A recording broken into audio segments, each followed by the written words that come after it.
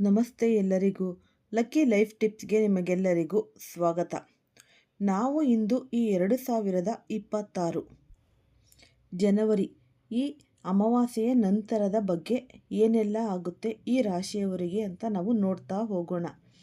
ಬ್ರಹ್ಮಾಂಡದ ಒಂದು ಅತ್ಯಂತ ಶಕ್ತಿಶಾಲಿ ಘಟನೆ ನಾವು ಇವಾಗ ನೋಡಲಿದ್ದೇವೆ. ವಿಶೇಷವಾಗಿ ಈ ಕುಂಭರಾಶಿಯವರ ಜೀವನದಲ್ಲಿ ಈ 2026 ಜನವರಿ ಅಂದರೆ 20ರ ಈ ಭೀಕರ ಒಂದು ಈ ಅಮಾವಾಸ್ಯೆಯ ನಂತರ ಆಗಲಿರುವ ಒಂದು ಈ ಮಹತ್ತರವಾದ ಈ ಪವಾಡಗಳು, ಅದರ ಬಗ್ಗೆ ನಾವು ಸಂಪೂರ್ಣವಾಗಿ ತಿಳಿಯುತ್ತಾ ಹೋಗೋಣ. ಅದರಲ್ಲೂ ಕೂಡ ಈ 20 ಮತ್ತು 23ನೇ ತಾರೀಕಿನವರೆಗೆ ನಿಮ್ಮ ಮನೆಯ 4 ಗೋಡೆಗಳ ಮಧ್ಯೆ ಈ ರಹಸ್ಯವಾಗಿ ಏನು ನಡೆಯುತ್ತಿದೆ ಎಂಬುದು ನಿಮಗೆ ತಿಳಿದರೆ ನೀವು ಖಂಡಿತವಾಗಿಯೂ ಆಶ್ಚರ್ಯಚಕಿತರಾಗುತ್ತೀರಿ. ಜೀವನವು ಈಗ ಸಂಪೂರ್ಣವಾಗಿ ಬದಲಾಗುವ ಹಂತಕ್ಕೆ ಬಂದು ನಿಂತಿದೆ. ಇಷ್ಟು ದಿನ ಅನುಭವಿಸಿದ ಕಷ್ಟಗಳೆಲ್ಲವೂ ಕರಗಿ ಸಂಪತ್ತನ್ನು ಬರಮಾಡಿಕೊಳ್ಳುವ ಒಂದು ಈ ಸುಗಮ ಹಾದಿಯತ್ತ ನಿಮ್ಮ ಹೆಜ್ಜೆಗಳು ಸಾಗಲಿವೆ. ನಿಮಗೆ ಅರಿವಿಲ್ಲದಂತೆ ನಿಮ್ಮ ಮನೆಗೆ ರಾತ್ರಿ ಹೊತ್ತು ಈ ಕೆಲವು ದಿವ್ಯ ದೇವತೆಗಳು ಆಗಮಿಸಲಿದ್ದಾರೆ. ಈ ದೇವತೆಗಳ ಸಾನ್ನಿಧ್ಯವು ನಿಮ್ಮ ದಾರಿದ್ರ್ಯವನ್ನು ಓಡಿಸಿ ಯಶಸ್ಸಿನ ಶಿಖರಕ್ಕೆ ನಿಮ್ಮನ್ನು ಕೊಂಡೊಯ್ಯಲಿದೆ. ಈ ರಾಶಿಯವರ ಜೀವನದಲ್ಲಿ ಸದ್ಯಕ್ಕೆ ನಡೆಯುತ್ತಿರುವ ಪ್ರತಿಯೊಂದು ಘಟನೆಗೂ ಒಂದು ದೈವಿಕ ಅರ್ಥವಿದೆ. ಕುಂಭರಾಶಿಯ ಜನರಿಗೆ ಈವರೆಗೆ ತಿಳಿಯದ ಒಂದು ಅತ್ಯಂತ ರಹಸ್ಯಮಯ ಹಾಗೂ ಆಶ್ಚರ್ಯಕರ ಸತ್ಯವನ್ನು ಇಂದು ನಾನು ನಿಮ್ಮ ಮುಂದೆ ತೆರೆದು ಇಡುತ್ತಿದ್ದೇನೆ. ಈ ವಿಡಿಯೋ ಫಸ್ಟಿಂದ ಹಿಡಿದು ಕೊನೆ ತನಕ ಸ್ಕಿಪ್ ಮಾಡ್ದಲೇ ನೋಡಿದ್ರೆ ತುಂಬಾ ಉಪಯುಕ್ತವಾದ ಮಾಹಿತಿ ನಿಮಗೂ ಕೂಡ ಲಭಿಸುತ್ತೆ. ಈ ವಿಡಿಯೋ ಇಷ್ಟ ಆಗಿದ್ದಲ್ಲಿ ಪುಟ್ಟದೊಂದು ಲೈಕ್ ಕೊಡೋದನ್ನು ಮರಿಬೇಡಿ. ಈ ರಾಶಿಯವರು ಯಾರೆಲ್ಲ ಇದ್ದೀರಾ ಅವರು ಹೆಚ್ಚಾಗಿ ಈ ವಿಡಿಯೋವನ್ನು ಶೇರ್ ಮಾಡಿ. ಓಂ ಶ್ರೀ ಶನೇಶ್ವರಾಯ ನಮಃ ಅಂತ ಕಮೆಂಟ್ ಬಾಕ್ಸ್ನಲ್ಲಿ ಕಮೆಂಟನ್ನು ಹಾಕಿ. ಇಲ್ಲ ಅಂದರೆ ನಿಮ್ಮ ಮನೆ ದೇವರು, ನಿಮ್ಮ ಕುಲದೇವರ ಹೆಸರನ್ನು ಈ ಕಮೆಂಟ್ ಬಾಕ್ಸ್ನಲ್ಲಿ ಹಾಕಿ. ನಿಮ್ಮ ಮನೆಗೆ ಪ್ರತಿದಿನವೂ ಈ ದಿವ್ಯ ದೇವತೆಗಳು ಆಗಮಿಸುತ್ತಿದ್ದಾರೆ. ಅದರಲ್ಲೂ ಈ ಅಮಾವಾಸ್ಯೆಯ ನಂತರವಂತೂ ಅವರು ನಿಮ್ಮ ಮನೆಯಲ್ಲಿ ನೆಲೆಸಲು ನಿರ್ಧರಿಸಿದ್ದಾರೆ. ಜೀವನದ ಬೆಟ್ಟದಂತಹ ಕಷ್ಟಗಳು ಮಂಜಿನಂತೆ ಕರಗಿಸಲು ಅವರು ಒಪ್ಪಿಕೊಂಡಿದ್ದಾರೆ.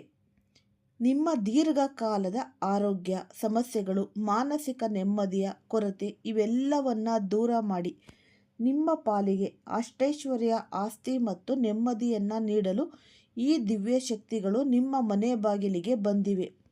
ಈ ದೇವತೆಗಳ ಅಸ್ತಿತ್ವ ಮಾತ್ರದಿಂದಲೇ ನಿಮ್ಮ ಜೀವನದ ದಿಕ್ಕು ಕೇವಲ ಕ್ಷಣ ಮಾತ್ರದಲ್ಲಿ ಬದಲಾಗುವಂತಹ ಮಹಾಶಕ್ತಿ ಅವರಿಗಿದೆ. ಒಮ್ಮೆ ಅವರ ಕೃಪೆ ನಿಮ್ಮ ಮೇಲೆ ಬಿದ್ದರೆ ಕುಂಭರಾಶಿಯವರಾದ ನೀವು ಸಾಮಾನ್ಯರಂತೆ ಇರದೆ ರಾಜರಂತೆ ಈ ವೈಭೋಗ ಅನ್ನೋದು ಜೀವನ ನಡೆಸುತ್ತೀರಿ. ಎಲ್ಲ ಸಂಕಷ್ಟಗಳು ಕಣ್ಮರೆಯಾಗಿ ಕೇವಲ ಒಂದೇ ದಿನದಲ್ಲಿ ನೀವು ಮಹಾ ಅದೃಷ್ಟವಂತರಾಗುವ ಕಾಲ ಹತ್ತಿರ ಬಂದಿದೆ. ಈ ದೇವತೆಗಳು ಯಾರು, ಅವರು ಹೇಗೆ ನಿಮ್ಮ ಜೀವನದಲ್ಲಿ ಪ್ರವೇಶಿಸುತ್ತಿದ್ದಾರೆ ಎಂಬ ಸತ್ಯವನ್ನು ನೀವು ಕೇಳಿದರೆ ನಿಮ್ಮ ಕಣ್ಣುಗಳಲ್ಲಿ ಈ ಆನಂದ ಬಾಷ್ಪ ಸುರಿಯುತ್ತೆ. ಇದು ಕಟು ಸತ್ಯ. ಕುಂಭರಾಶಿಯವರ ಜೀವನದಲ್ಲಿ ಅತಿ ದೊಡ್ಡ ರಾಜಯೋಗದ ಆರಂಭವಾಗುತ್ತಿದೆ. ದೇವತೆಗಳು ತೋರಿಸಿದ ಸಕಾರಾತ್ಮಕ ಹಾದಿಯಲ್ಲಿ ನೀವು ನಡೆದರೆ ನಿಮ್ಮಲ್ಲಿ ಅಪ್ರತಿಮ ಶಕ್ತಿ ತುಂಬುತ್ತೆ. ಆದರೆ ಒಂದು ವಿಷಯ ನೆನಪಿರಲಿ, ಈ ಅಸಮಾಧಾನಕ್ಕೆ ಕಾರಣವಾಗುವ ಕೆಲಸಗಳನ್ನು ನೀವು ಎಂದಿಗೂ ಮಾಡಲೇಬಾರದು. ಇಲ್ಲದಿದ್ದರೆ ನಿಮ್ಮ ಕೈಗೆ ಬಂದ ತುತ್ತು ಬಾಯಿಗೆ ಬರದಂತಾಗಬಹುದು. ಈ ದೈವಿ ಸಂದೇಶವು ನಿಮಗೆ ಕಾಕತಾಳೀಯವಾಗಿ ಸಿಕ್ಕಿಲ್ಲ. ಇದು ಸೃಷ್ಟಿಕರ್ತನು ನಿಮಗೆ ಕಳುಹಿಸಿರುವ ಒಂದು ವಿಶೇಷ ಮಾರ್ಗದರ್ಶನವಾಗಿದೆ. ಇದನ್ನು ಕೇವಲ ಒಂದು ಕಥೆಯಂತೆ ಕೇಳಬೇಡಿ. ನಿಮ್ಮ ಮನೆಯ ವಾತಾವರಣ ಆಗುತ್ತಿರುವ ಬದಲಾವಣೆಗಳನ್ನು ನೀವು ಗಮನಿಸಿದ್ದೀರಾ? ವಿಶೇಷವಾಗಿ ಬ್ರಹ್ಮ ಮುಹೂರ್ತದಲ್ಲಿ, ಅಂದರೆ ಸೂರ್ಯೋದಯಕ್ಕೂ ಮೊದಲು ನಿಮ್ಮ ಮನೆಯಲ್ಲಿ ಒಂದು ರೀತಿಯ ಈ ದಿವ್ಯ ಶಾಂತಿ ಅನ್ನೋದು ಇರುತ್ತೆ. ಯಾವುದೇ ಕಾರಣವಿಲ್ಲದೆ ನಿಮ್ಮ ಮನಸ್ಸು ಹಗುರವಾಗುವುದು, ಎಂತಹ ಒಂದು ಕಠಿಣ ಸಮಸ್ಯೆಗಳಿದ್ದರೂ ಎಲ್ಲವೂ ಸರಿಯಾಗುತ್ತೆ ಎಂಬ ಅಚಲವಾದ ಧೈರ್ಯ ಮೂಡುವುದು ದೇವತೆಗಳ ಆಗಮನದ ಸ್ಪಷ್ಟ ಸೂಚನೆಯಾಗಿದೆ. ಈ ಅಮಾವಾಸ್ಯೆಯ ನಂತರದ ಈ ಜನವರಿ ತಿಂಗಳು ಅಂದರೆ 23ರವರೆಗೆ ಈ ಬದಲಾವಣೆಗಳು ಮತ್ತಷ್ಟು ತೀವ್ರವಾಗಿರುತ್ತವೆ.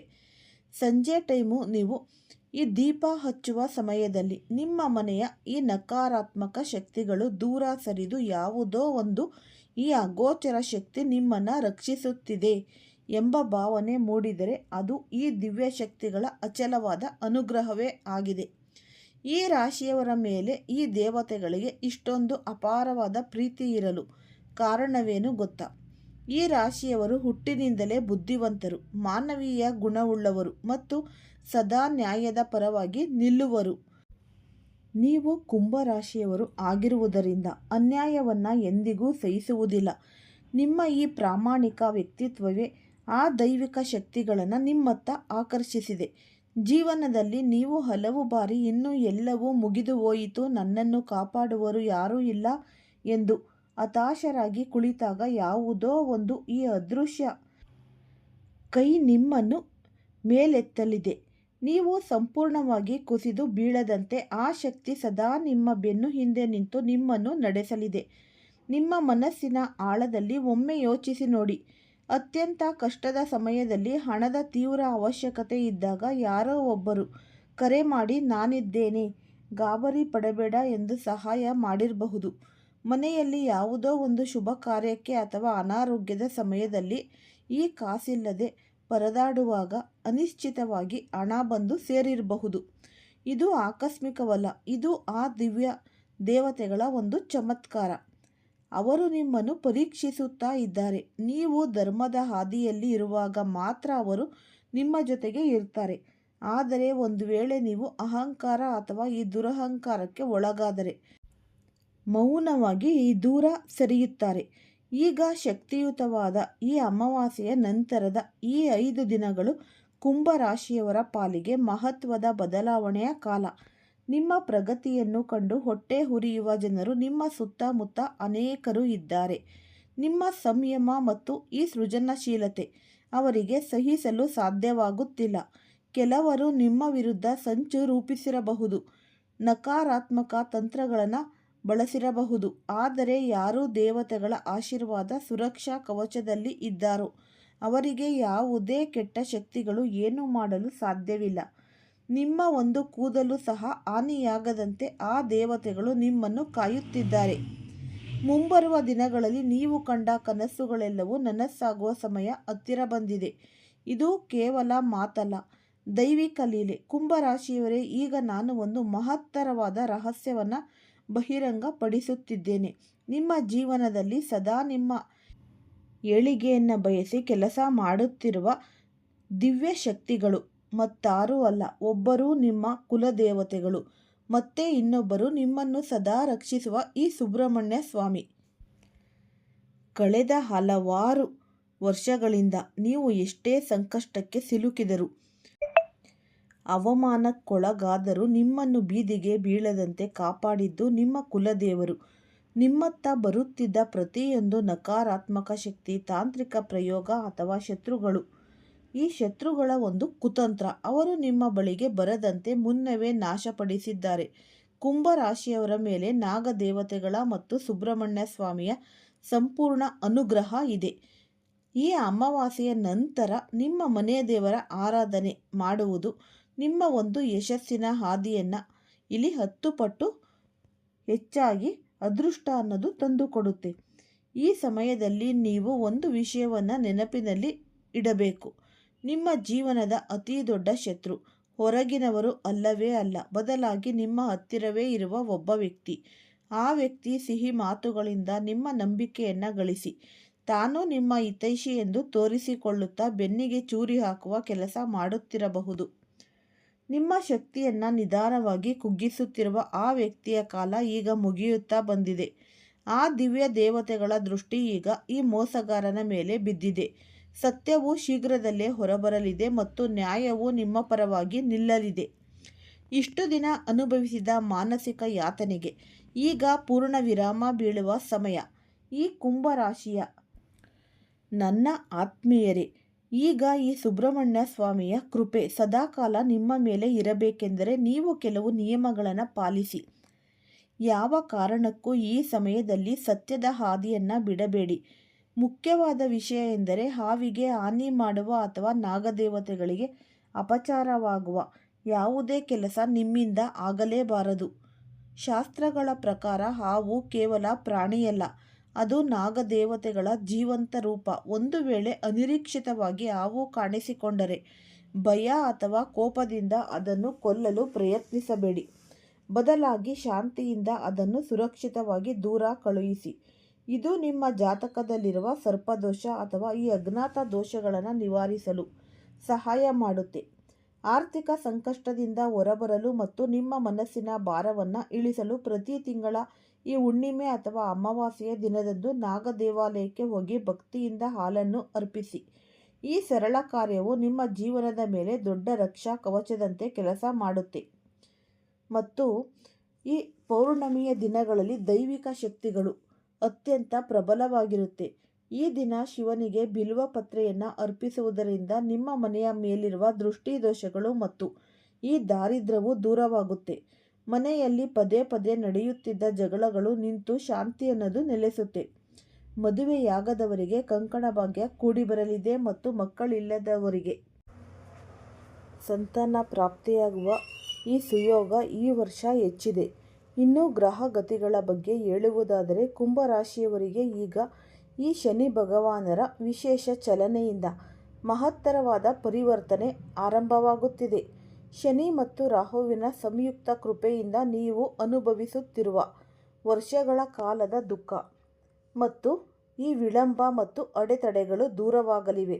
ಆದರೆ ಈ ಕೃಪೆಯನ್ನು ಸಂಪೂರ್ಣವಾಗಿ ನಿಮ್ಮದಾಗಿಸಿಕೊಳ್ಳಲು ಈ ಸಂಘ ಪರಿಹಾರವಿದೆ. ಬುಧವಾರದಂದು ನೀವು ಆದಷ್ಟು ಈ ಹಸಿರು ಬಣ್ಣದ ವಸ್ತ್ರಗಳನ್ನು ಅಂದರೆ ಹಸಿರು ಬಟ್ಟೆ ಅಥವಾ ಈ ಹಸಿರು ತರಕಾರಿಗಳನ್ನು ದಾನ ಮಾಡಿ. ಇದರಿಂದ ನಿಮ್ಮ ಈ ಬುಧ ಗ್ರಹ ಬಲವಾಗುತ್ತೆ. ಬುಧ ಬಲವಾದರೆ ನಿಮ್ಮ ನಿರ್ಧಾರ ತೆಗೆದುಕೊಳ್ಳುವ ಸಾಮರ್ಥ್ಯ ಹೆಚ್ಚಾಗುತ್ತೆ. ಇದರಿಂದ ವ್ಯವಹಾರದಲ್ಲಿ ಲಾಭ ಉಂಟಾಗುತ್ತೆ. ಕುಂಭರಾಶಿಯವರೇ, ಇನ್ನೊಂದು ಅತ್ಯಂತ ಮುಖ್ಯವಾದ ವಿಷಯ, ಮಾತು ಮುತ್ತು ಮೌನ ಬಂಗಾರ ಎಂಬಂತೆ ಈ ಸಮಯದಲ್ಲಿ ನಿಮ್ಮ ವರ್ತನೆ ಸೌಮ್ಯವಾಗಿರಲಿ. ಮೃದುವಾದ ಮಾತುಗಳು ಕಠಿಣವಾದ ಹೃದಯಗಳನ್ನು ಗೆಲ್ಲಬಲ್ಲವು. ಸುತ್ತಮುತ್ತಲಿನ ಪರಿಸರವನ್ನು ಸ್ವಚ್ಛವಾಗಿ ನೀವು ಇಟ್ಕೊಳ್ಬೇಕು ಮತ್ತು ಈ ಲಕ್ಷ್ಮೀದೇವಿಯ ಆಗಮನಕ್ಕೆ ದಾರಿಯಾಗುತ್ತೆ. ಈ ಎಲ್ಲ ಉಪಾಯಗಳು ಒಂದೇ ದಿನದಲ್ಲಿ ಪವಾಡ ಮಾಡದಿದ್ದರೂ ನೀವು ನಿರಂತರವಾಗಿ ಶ್ರದ್ಧೆಯಿಂದ ಪಾಲಿಸಿದರೆ ಮಣ್ಣು ಮುಟ್ಟಿದರೂ ಚಿನ್ನವಾಗುವ ಸಮಯ ನಿಮಗೆ ಬಂದಿದೆ. ನಾಗದೇವತೆಗಳು, ಶನಿದೇವರು ಮತ್ತು ಮಹಾಶಿವನ ಅನುಗ್ರಹ ನಿಮ್ಮನ್ನು ಎಲ್ಲ ವಿಪತ್ತುಗಳಿಂದ ರಕ್ಷಿಸುತ್ತಾ ಇದೆ. ನಿಮ್ಮ ಮಕ್ಕಳಿಗೆ ವಿದ್ಯಾಭ್ಯಾಸದಲ್ಲಿ ಪ್ರಗತಿ ಕಂಡುಬರಲಿದೆ. ಹಿರಿಯರ ಆಶೀರ್ವಾದ ಸದಾ ನಿಮ್ಮ ಮೇಲೆ ಇರಲಿದೆ. 2026 ಈ ಅಮಾವಾಸ್ಯೆಯು ನಿಮ್ಮ ಜೀವನದ ಕತ್ತಲನ್ನು ಹೋಗಲಾಡಿಸಿ ಈ ಹೊಸ ಬೆಳಕನ್ನು ತರಲಿದೆ. ನಿಮ್ಮ ಕರ್ಮಗಳು ಕಳೆದು ಗ್ರಹ ದೋಷಗಳು ನಿವಾರಣೆಯಾಗಿ ಈಗ ಹೊಸ ಜೀವನ ಪ್ರಾರಂಭಿಸುವ ಈ ಅದ್ಭುತವಾದಂತಹ ಶುಭ ಮುಹೂರ್ತ ಇದಾಗಿದೆ. ಈ ರಹಸ್ಯಗಳನ್ನು ಸರಿಯಾಗಿ ಅರ್ಥ ಮಾಡಿಕೊಂಡು ಭಕ್ತಿಯಿಂದ ನೀವು ಜಾಗ್ರತೆಯಿಂದ ಮುನ್ನಡೆಯಿರಿ. ಕೆಲವೇ ತಿಂಗಳುಗಳಲ್ಲಿ ನಿಮ್ಮ ಬಾಳು ಬಂಗಾರವಾಗುವುದರಲ್ಲಿ ಯಾವುದೇ ಈ ಸಂದೇಹವಿಲ್ಲ. ಈ ದೈವಿಕ ಮಾಹಿತಿ ನಿಮಗೆ ಇಷ್ಟ ಆಗಿದೆ ಅಂತ ಭಾವಿಸ್ತೀನಿ. ಇಷ್ಟ ಆಗಿದರೆ ಸ್ಕಿಪ್ ಮಾಡ್ದಲೇ ನೋಡಿ. ಈ ವಿಡಿಯೋ ಲೈಕ್ ಮಾಡಿ, ಶೇರ್ ಮಾಡಿ, ಸಬ್ಸ್ಕ್ರೈಬ್ ಮಾಡಿ. ಎಲ್ಲರಿಗೂ ಧನ್ಯವಾದಗಳು.